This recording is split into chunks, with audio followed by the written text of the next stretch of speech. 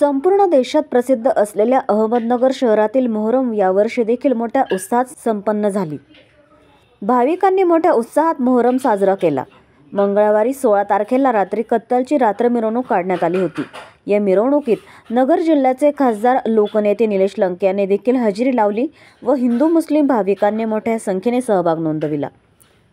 कत्तलची रात निमित्त कोटला येथील छोटे बारा इमाम आणि हवेली येथील बडे बारा इमाम यांच्या सवारींची मिरवणूक शहरातील विविध भागातून काढण्यात आली। यावेळी भाविकांमधून या हुसेनची घोषणा देण्यात आली। तसेच कत्तलची रात मिरवणुकीत कोणताही अनुचित प्रकार घडला नाही यासाठी जिल्हा पोलीस देखील सज्ज होतं। शहरातील विविध भागात यावेळी पोलिसांकडून मोठा बंदोबस्त तैनात करण्यात आला होता। आज खऱ्या अर्थाने मोहरम ताजिया हा एक उत्सव, हा खऱ्या अर्थाने एक शौर्याचा उत्सव म्हणून या उत्सवाकडे पाहिले जातं। विशेष म्हणजे हा उत्सव म्हणजे हिंदू मुस्लिम ऐक्याचा सण म्हणून नगर मध्ये साजरा केला जात आहे।